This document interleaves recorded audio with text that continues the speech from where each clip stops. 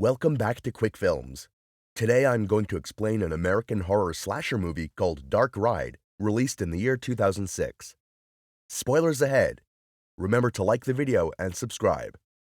A pair of twin schoolgirls walk into a horror-themed ride at an empty amusement park. The younger one, named Colleen, is nervous, but her sister Sam forces her to come. The creepy ride operator jokes about the ride being one way, but the sisters ignore him. The ride starts, and they're pulled into a dark tunnel consisting of several horrifying props. Some of the props startle the girls, but other than that, everything goes well for the first few minutes. Suddenly, a hand emerges from an overbridge and pulls Sam away. Colleen, who was already terrified, starts to panic. A few seconds later, the ride stops by a staged surgery room. One of the mannequins actually turns out to be a real person. He takes off the blanket from a table to reveal Sam's mutilated body lying on it. Colleen screams in terror at the sight of her sister's bloodied body. The next day, the story about their deaths makes it to the news. The police apprehend the killer and find out he's mentally ill and is accused of murdering 14 other people than the twins.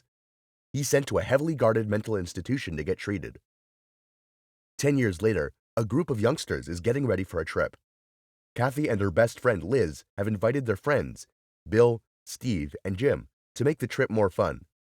They plan to travel in Jim's van and drive all night to a place on the outskirts of the city. The group has a history with each other. Kathy and Steve once used to be in love and still have tension between them, while Liz and Jim have hooked up in the past. Bill is the odd one out, a movie frantic who is only invited because he's friends with Steve.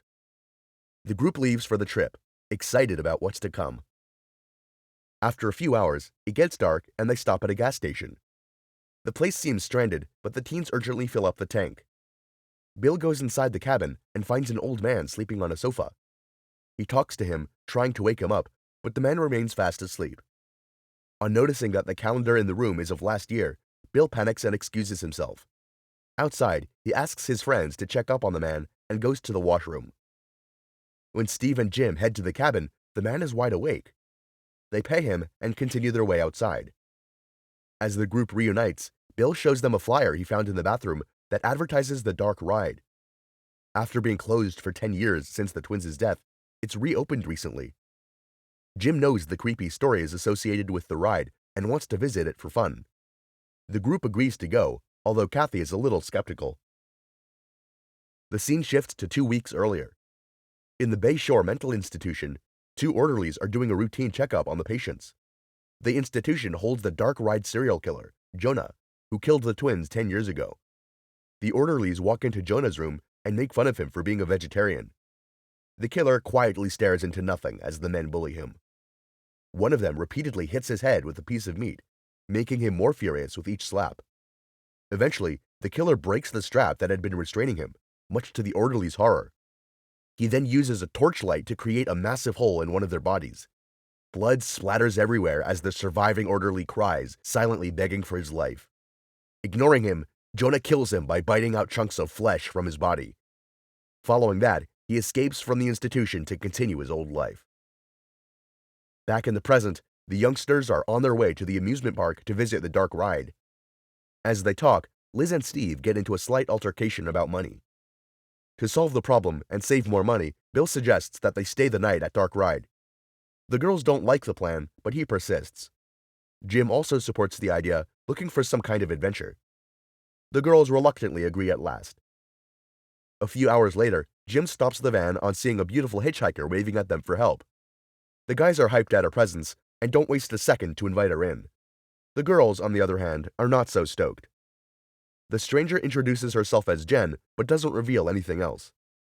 Jen seems to be a party animal and a fun-loving girl who gets excited when told about their plan to stay at Dark Ride. She shares her stash of weed with them for the rest of the journey.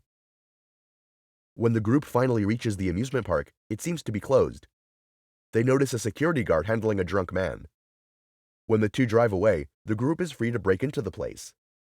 Kathy refuses to follow through with the plan, wanting to sleep in the van instead. However, the others want to go inside out of curiosity. So she lets them be and decides to be outside on her own. Before the others leave, though, she makes a snarky comment about Steve getting together with his new friend, Jen. He figures out that she's jealous and admits that he missed her over the past couple months. They decide to talk about the relationship the next day, then separate. After that, the friends, except for Kathy, go to the back of the ride looking for a way inside. Jim finds a ladder and uses it to climb to a higher platform.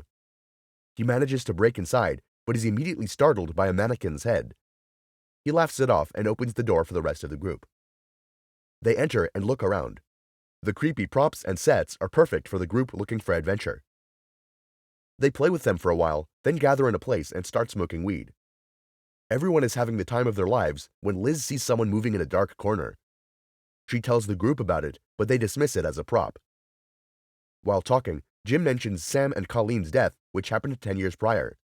The rest of the group listens carefully as he explains what the police report said. There was a rumor that the girls were murdered brutally and that half of their body parts were missing. The killer was supposedly a man with the mental capacity of a 5-year-old child. It said that the operator of the ride adopted 2 sons when they were little. The younger one was normal and was allowed to do all the normal things that kids do. However, the older one was deformed and had mental problems. Hence, the operator kept him locked in the ride for most of his life. He grew resentful of the world and resolved to violence because that was all he had ever known. Jim adds that the killer was shot dead during intervention with the police. However, Bill cuts him off and asserts that the killer is still alive. He reveals that the twin girls were his cousins, so the story hits home for him. He hadn't told them about this when they decided to come to the park because he'd still not gotten over the deaths. Staying a night at the place seemed like a good way of closure. Bill then discloses that during the altercation with the police, the killer, Jonah, was shot, but he survived the injury and was taken to a mental institution. When the girls call him a monster, Bill strangely takes a stand for the killer. He says that since Jonah's brain was of a 5-year-old, in his head, he wasn't killing his victims, but just playing with them. The only form of play he had ever seen was mannequins killing each other brutally. Hence, he associated killing with playing and went on a rampage. After listening to the story, the group feels bad for the killer himself. They also apologize to Bill for bringing up the topic. Following that, Jen and Steve go to another room and snoop around. All of a sudden, they come across Kathy's dead body. Someone had slit her throat and mounted her on a chair. Steve freaks out and retreats in horror. But then, Kathy stands up laughing, revealing that it was just a prank.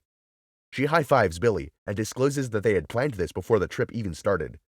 The flyer that got them here was always with Billy, and he insisted on staying the night for the same reason. Kathy just wanted to teach Steve a lesson for sleeping with someone else while he was dating her. Steve is furious, especially at Billy. He calls Billy a loser and storms off outside. Billy is so stunned that he can't utter a word. Even Jim claims that if Billy would have done this to him, he would have beat him up. The group tries to follow Steve outside, only to find that someone has locked the door. They call for Steve's help, but no one replies. Just then, the power goes out. Jim takes it upon himself to go to the basement to fix it. Jen follows behind him while the others wait. Instead of fixing the lights, though, Jen and Jim start to make out. In between the kisses, Jen feels like someone is watching them, but Jim dismisses it. When the two don't return for several minutes, the other group starts to get worried. They also make their way to the basement, but on the way, come across a realistic-looking puppet hanging from the ceiling. Kathy looks closer and sees that the puppet is actually Steve's dead body. The horrifying sight freezes her in place. Liz brings her out of the shocked state and runs outside. Among the commotion, the girls are separated from Billy. Meanwhile, Jen and Jim are getting intimate without realizing that they're being watched by the psycho killer. Jonah then comes out and brutally decapitates Jen's head, which Jim only realizes when he pulls her up to kiss her. Jim freaks out and retreats from her headless body while Jonah locks him inside and runs away with the head. A horrified Jim breaks down crying while looking at the dead body in front of him. Meanwhile, Kathy and Liz are near the entrance. Kathy blames herself for putting everyone's life in danger. She leaves Liz to fend for herself and goes back into the hallway to save the others. After she leaves, Liz spots an axe on a taller platform. She reaches up to grab it, but when she finally does, Jonah appears beside her. They get into a chase as Liz runs, begging for her life. At last, she ends up in the surgical room where the twins were killed long ago. The killer throws her against the wall and eventually kills her as well. At the same time, Jim breaks the door to the basement and manages to go outside. As he's looking for a way to escape, he comes across the killer dragging Liz's corpse. Following that, a chase ensues between the two. Jim is faster than the rest of them, making him a difficult fish to catch. Outside of the ride, a police officer has come because of a noise complaint. He walks in and calls out to see if anyone is present. Kathy, who is just about to jump out of the window, hears his voice and follows it. When they finally come face to face, Jonah appears behind the cop. Kathy freezes in shock, unable to warn the officer about the killer. Jonah doesn't waste time and slashes the cop's skull in half. The sight terrifies an already scared Kathy. She ends up back at the window and jumps out. On finally reaching the car, she ignores everyone behind and drives away. In the meantime, Jim is still alive and stuck in the dark ride. Through the front door, he sees that their car is missing and loses all hope for survival. Suddenly, the killer finds him and wrestles him to the ground. Seconds before he's about to kill Jim, Kathy returns and drives the car through the wall and hits him. In the end, Jonah is impaled to the nails on the wall. Although Kathy passes out because of the crash, Jim is relieved that they're safe. But then, Billy appears out of nowhere. He seems strangely calm about the situation. Jim starts to get frustrated by his behavior and lashes out at him. It's then revealed that Billy is Jonah's younger brother who was adopted with him. He hated his friends for treating him like an outsider. Hence, he brought them to the ride to make them pay for their actions. At last, he stabs Jim and kills him as well.